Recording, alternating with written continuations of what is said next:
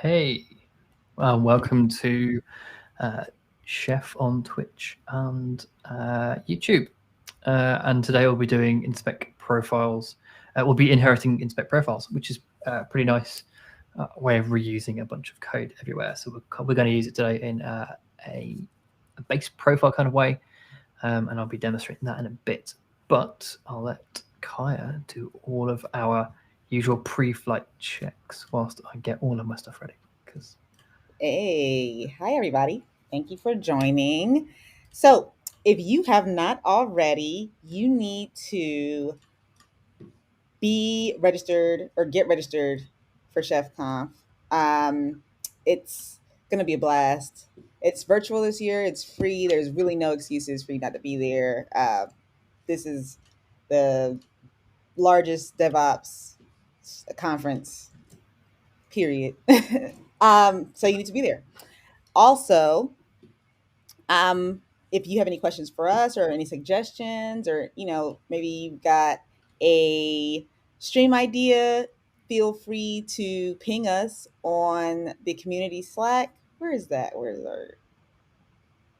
Oh, I see. Okay, yep. Gotcha. Community Slack. You got me? Because I keep on. There we go. Sweet. We will be in the DevRel channel, general. What you are in infra channel, Dan. I'm in the hat. I'm pretty sure I might be in the infra as well. But we're anywhere you can find us. Definitely be sure to reach out and ask any questions that you have, or let us know any suggestions that you have. We're happy to hear from you. Finally, on Twitter, because you'll get a lot of updates and you'll be able to see what we're doing, and you'll be able to follow us and figure out the happenings of the chef team. Yeah, some cool stuff on there. Yeah, I'm looking forward to some of the other talks that I haven't seen this year. So you and I could have recorded a bunch each, and I think I recorded 3 or 4, pre-recorded some 3 or 4 talks. I think you've done way more than me actually this year. So kind of I've seen a small snippet of how Chef Comp's going to look. Yeah, it's exciting. So it's going to be really, really cool. Hopefully in the future I might be able to get some of those speakers on the live stream and talk about some of the cool stuff they're doing actually, which it should be super, super interesting. And we'll be doing just before the stream. We'll be doing a coffee morning as well. So yes, tune in for that. Yeah, that's so it's 8:30 Eastern. So that is 1:30. Yeah, BST, BST. UK time. And it's early. It's super early Pacific. So yeah, it's So 5:30. So all those on the West Coast, if you all are feeling froggy in the morning, come join us for some coffee. But everybody else, I will be drinking coffee even though it's like 2 PM. It's fine. It's fine. I'll need it. That's like a normal coffee time. That's after lunch, and you are like winding down after lunch. You drink another cup of coffee, and then power back up, like Super Saiyan. Yeah, I'm like a drink all the coffee in the morning, and then stop. And then stop. Okay, so you can sleep. Yeah, pretty much. Yeah, good idea. I make a big pot in the morning and then just drink it all, and then let's be done. Otherwise, I just don't sleep. It's just I can't do it. Yeah. So where should I bring this? Let me get rid of this. So if you've got any questions as I'm going along, throw them in the chat. It should be a reasonably simple one today. It's just profile inheritance. I say just profile inheritance. Right. With InSpec, if you've not come across InSpec before, go to inspec.io or docs.chef.io, docs.chef.io/InSpec. We'll get my words out in a second. And there's a sort of onboarding guide there, which is pretty sweet. Or you can go to our previous video, which was last Thursday, and I kind of talked around InSpec sort of profile structure there, which is pretty sweet. I'm just going to take it a little bit further today with writing a base profile, you want to be included in a bunch of other places. So today we're going to be using the Apache cookbook, mostly because I wrote it and I know how it works. I wrote it, so I know where the bad bits are. But this one was really fun to write, actually, because the secret is, let me say, the basic site.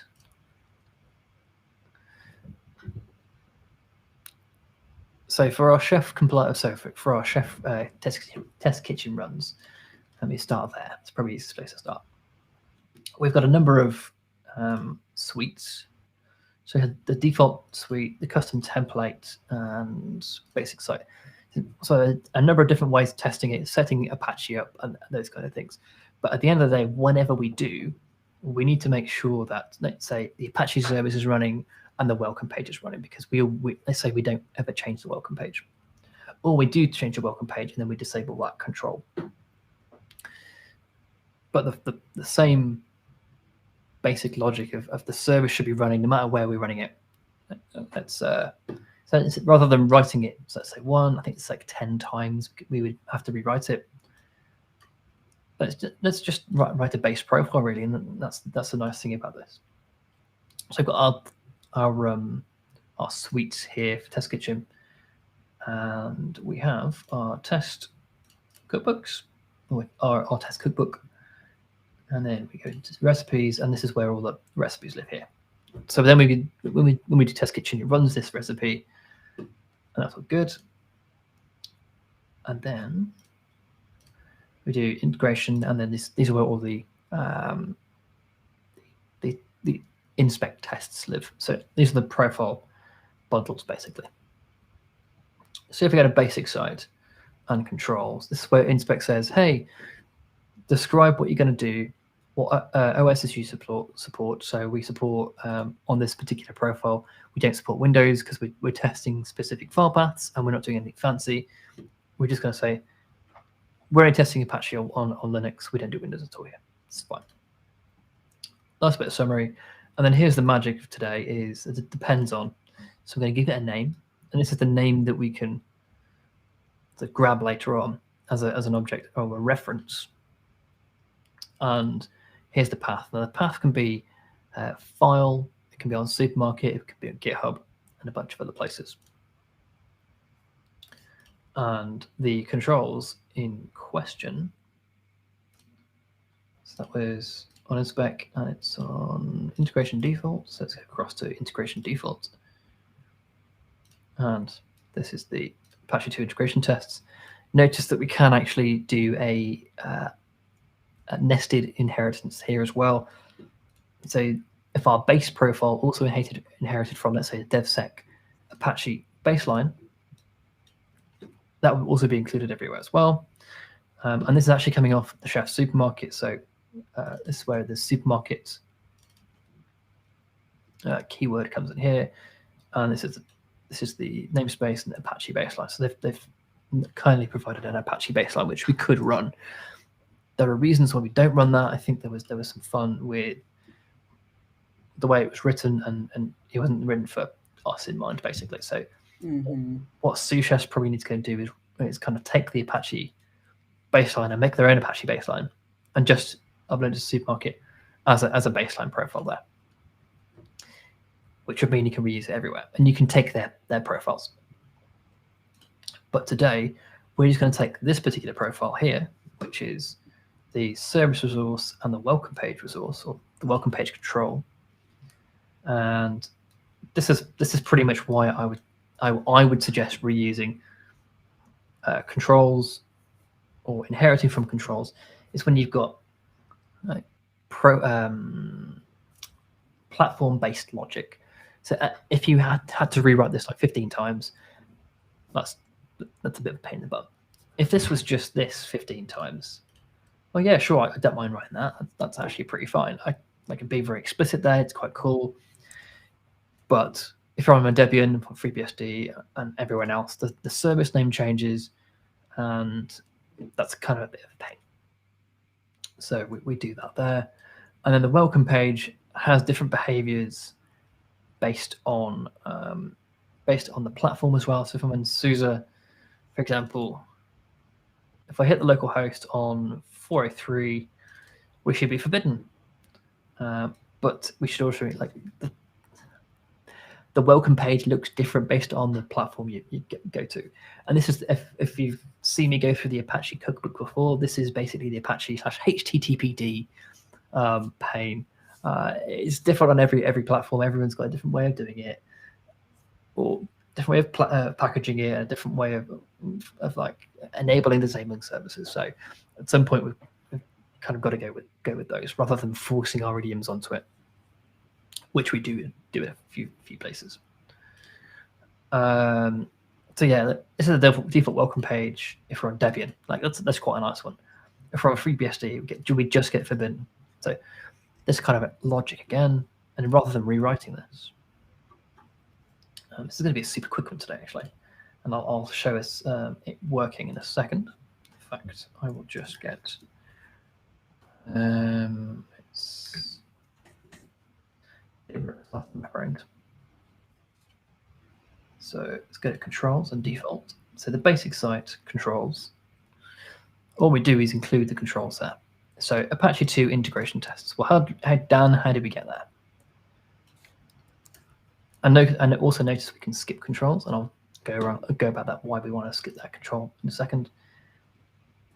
Go to inspect.yaml, and then we go depends on this. So there is that's kind of our hook into reusing that, or our pointer. If you kind of think about programmatic ways of doing things, this is our pointer to the other profile. So we've just got this here. And then we come to use it. Oops, I did not mean to close that. We do include controls and skip control. So let's say we were importing the devsec controls, or what we could do there is we can import, I think there's like 70 or 80 controls. If we know that there are like 4 or 5 controls we don't care about, or we know are broken for our use case because they're designed for something else, so that's fine. We get most of their, we get to reuse most of their hardening and security knowledge for free, basically. Just and then all we have to go and do is disable like 3 things. And what we need to go and do to show you is I need to go and do integration basic site. So I just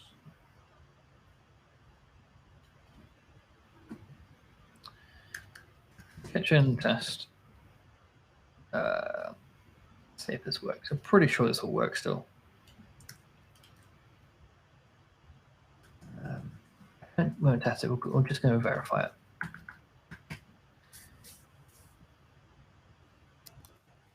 Hello, test kitchen version 3.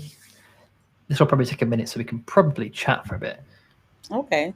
In fact, I'm gonna. Oh no! It's fit up. Oh, that's fine. No, of course, that was never going to work. That's me.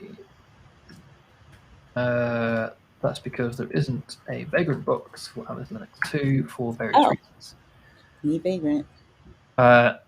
But there is a Docker box or a Docker container for it, so which we create. So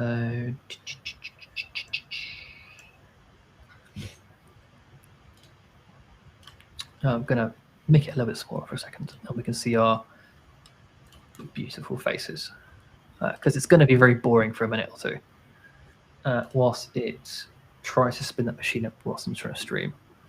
My poor MacBook. My poor MacBook. Yeah, is there anything interesting that anyone wants to go and see around including controls? So this is actually a really simple example. I guess I could probably bring up the supermarket example. So if I just go to supermarket, I guess. So, well, so maybe like a good idea would be to talk about like how we could use this in the real world. Like what's a real world use case? So I should probably this is quite close to a real world use case, okay. or the DevSecOps one as well. So if you've got a security team and they are writing InSpec controls, Yeah. and they require you to, I don't know, let's say, have a folder with particular permissions every time you use it, no matter where you're using it, that kind of stuff.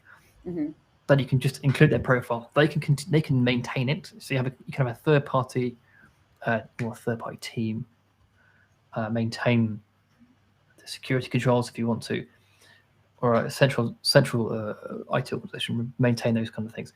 Which happens in some organizations. You don't have like fully integrated teams. So I wouldn't maybe I wouldn't be in charge of what good and secure looks like. Okay.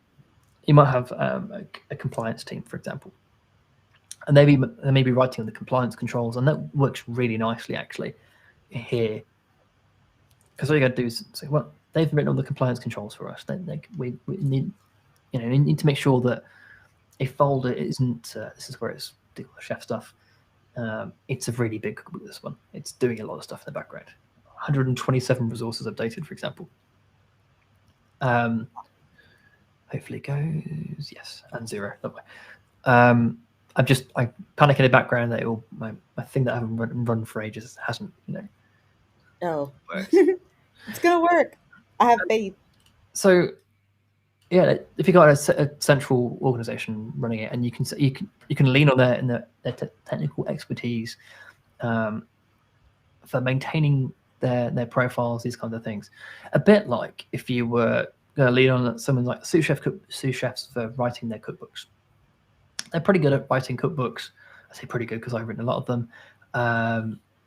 There's a huge community out there, and then you said, well, I'm going to trust the community to write that cookbook for me.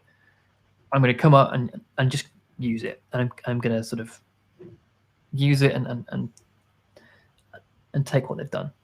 Mm-hmm. And you get to do the same thing here. So they could technically, that group of people could go away and write an Apache 2 baseline themselves that says this is what secure looks like, and you can have a community of people go away and write those rules, and all you have to go and do as a user is say include controls, and you've basically got what the community's idea of secure looks like. There could be folders with particular permissions, or maybe a folder that should have nobody, so no one can write to it, that kind of stuff, and nobody can read to it, so that kind of stuff. That would be, it's kind of a really is a security angle on this one. However, on this case, we've just managed to just pull in the service resource. So we've got say hello world and disabled site, and then we've got the service resource. So if I just bring down here, and we've written the hello world control and the disabled site control, but we haven't written the service control, and that's being just plainly pulled in from the base profile, or the default profile in this case, and it's figured out that we are on CentOS, and it said the service HTTPDs should be running there. So how we figure that out is default. There we go. So we drop into the else clause here, and then the service name changes based on that kind of stuff. We could just say we could do some different exporting and importing and that kind of stuff. Sorry, we could have written this slightly differently with an if-else block and like assigning some variables, but this is actually really, really clear. But yeah, there's a million different ways of writing this. This was my preferred way of writing it at the time when I wrote it. I think it's pretty simple to write and pretty simple to easy to understand too. So I wonder if I can just do. Let me see. If you're not from the UK, Pucker means okay, by the way. So I've just run disable until all the platforms are Pucker. Oh yes. Oh. And here I've skipped controls Apache 5, 10, and 13 because we don't have a hardening conf. And they presume you've got a hardening conf because I don't know the way they've been suggesting people write their Apache cookbooks. How's that? And maybe we don't enable SSL by default. So let's see if that works. Verify again. So verify just runs the verifier, as you may guess, and the verifier in this case is InSpec. So you should just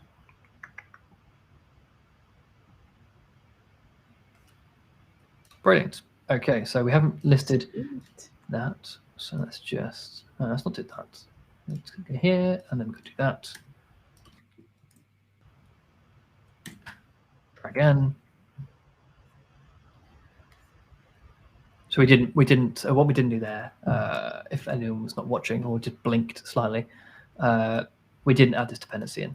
And it was still commented out. So if we don't do a depends on, it doesn't know to go and grab the dependent module, and it has no. It didn't have a. In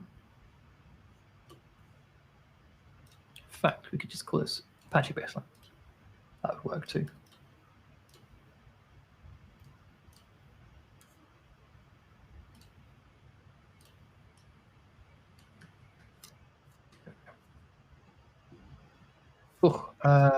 Control default. What did I do? It would appear. I must have hit X for some reason. Who knows?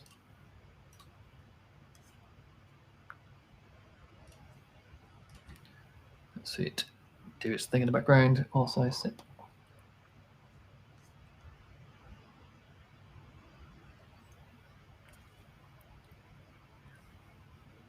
Oh, interesting.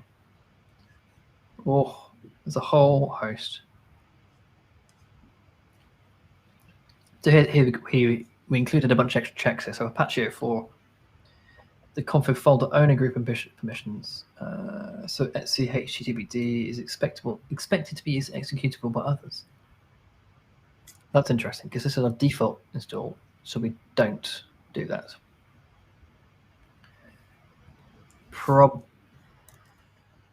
Why should it be executable? Maybe they're expecting us to put the content in etc httpd. Executable just means we can execute the file, which means we can edit it, that kind of stuff. It's probably because the control was written a long time ago.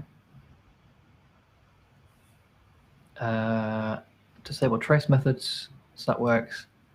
So yeah, here we've included a bunch of extra profiles. Okay. And as you can see, there's a reason why we don't include them anymore. Well, my plan when I started writing this was, well, the DevSecOps community do have a bunch of expertise in securing things and writing good profiles. So why should we not use them? Well, it turns out that the way they're designing their profiles are at odds with the way we've written ours, which is fine. It just means that they've given us, in this case, it gives us ideas and clues into things we can do in the future. I wonder if... So this is like an example to match minus indexes. So it shouldn't have indexes in alias.conf. And this actually probably... Oh, no. Here's like one of those things where you have security and usability in sort of at odds with each other, where we just have an alias for icons to a folder, so people can list a bunch of icons in the folder. So you could change this. This would be fine, but you could also take the controls that you've written for, or you can take a community book in this case, and then also add controls to it, which is pretty cool. Which might be a thing you would want to do. Going to make ourselves smaller and kind of. I'll explain this a bit more. So here we've said actually we want to do this, but the rule number 12 says you shouldn't have indexes anywhere. It should be just the word indexes shouldn't shouldn't exist in the file at all. What this means is you shouldn't be able to list any directories, basically. Okay. We decided to, for some reason. I cannot remember why. So we can choose our own way of our own inventory at this point, which is fine. But you can see where the kind of it's may or may not be useful. If you haven't written InSpec profiles before, there's some really cool ones in the supermarket. Wonder if we've got a compliance profile. Let's see.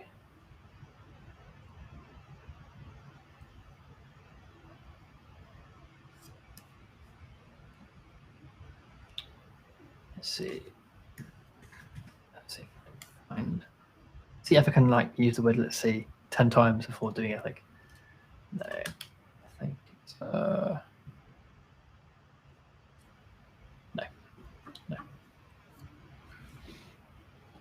So let me show. I'm going to reshare my screen a second, and I'll just show you where you can get some more profiles from, which is pretty cool. So supermarket.chef.io and then tools. And you can filter your tools by compliance profiles. There's some really nice ones up there. DevSec Apache Baseline, which is the one we were talking about today. And there's these ones here, so I can go and view the source.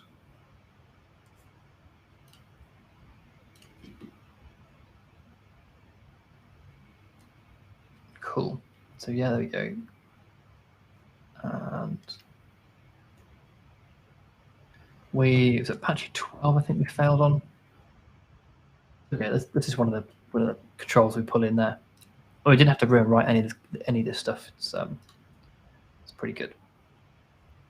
And the nice thing about these description lines is they can be as long as you like, and the longer the better. A lot of the time, because it's really helpful to understand why you're doing something, or why you're not doing something, or how you should fix it, and again why you should fix it, or why you shouldn't fix it. Maybe why you shouldn't give a crap about it. But there we go. I think that might be us for today. Does anyone have any questions about inheriting profiles? If you don't, don't see any. So I'm in the middle of doing some waiver stuff. So yeah. So there's a nice sort of add-on that we can do to this, which is InSpec waivers. I might be able to add some waivers to these Apache tests here. So I can maybe include the Apache DevSec baseline next week and then do some waivers on it as well. So it turns out we don't really care about Apache benchmark number 12, sorry, the control number 12. We can do a waiver for it. And the waivers allow you to say, we don't want this control, or we don't care about this control failing, and it will still fail, but it will not provide a failure for the run. It will just sort of inform you that it's failed. I will describe that next week. And then you can also do things like set times when you want to expire that waiver, these kinds of things. Yep. So there's some pretty sweet stuff there.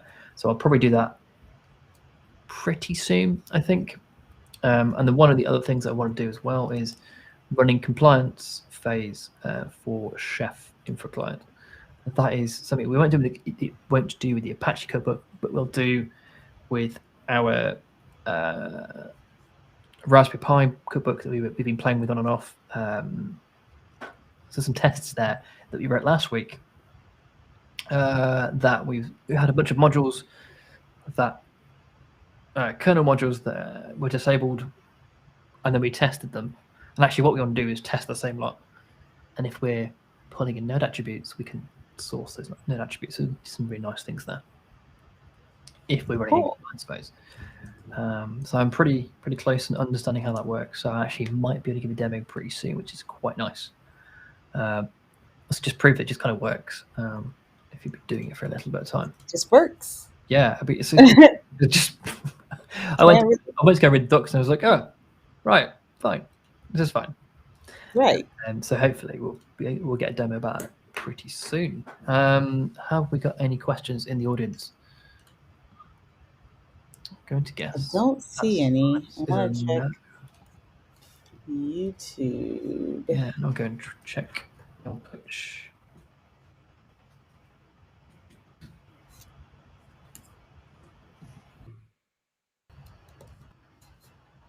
We got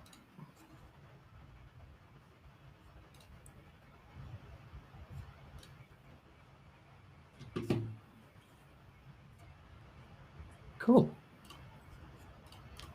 Pretty. Hopefully you found that informative at least. What we're aiming to do with the streams is try and get really short, snappy bits of content that you can just take away.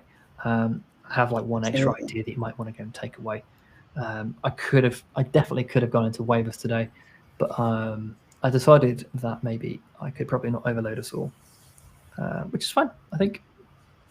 You got any questions about like writing the correct controls, those kind of things, or how do I create my first custom resource for InSpec? Again, which I will not do yet because that's another day. Also on the backlog of things I need to go and brush up on. So as I'm like the sort of the chef info client sort of DevRel person here, I'm going to try and mostly focus on stuff that I can sort of jam info client into. So here I kind of jammed it on the back of my test kitchen, but I really want to like push out the InSpec content because some really cool stuff on there, and it really makes the chef info client much nicer to work with. Not nicer to work with, but it's nice to know that the things you're doing with the client end up doing the right thing in the box, or they don't, as we'll find out with the Chef Pie cookbook. I know there are some actual failures there, and some modules don't disable, some kernel modules don't get disabled, which might be the thing that stops me from presenting sooner because I've got to install a bunch of other things, namely the automate server at some point soon, so we can get some logging set somewhere, which is pretty sweet. Right. Cool. Yeah, that'd be cool. That'd be pretty sweet. I'm going to call it there. Awesome. Otherwise, I'm just going to chat about InSpec profiles for like another half an hour. Brilliant. All right, lovely. Awesome. Right. Thank you a nice day, everybody. Yep. Have a great day. See you on Thursday? Oh yes. And we're doing a Thursday. Or Thursdays? Thursday, I think. Let me check. Yeah, I'm just checking now. Actually, just bring it back. Like we're doing. Oh, node attributes. Me hating on node attributes. There we go. Yeah, I figured we could talk about them. Yeah, we talked about them before. Yeah, there's some fun there. You may want to join if you use node attributes a lot. Yes, I think especially really if you love them, that would be great because that would be like some opposing viewpoints. I've had a few opposing viewpoints in the community Slack in the past, and I can see where they're coming from, but I will disagree with you until the cows come home for some use cases, and I'll explain those use cases on the stream on Thursday. Sweet. Brilliant. Thanks for joining us.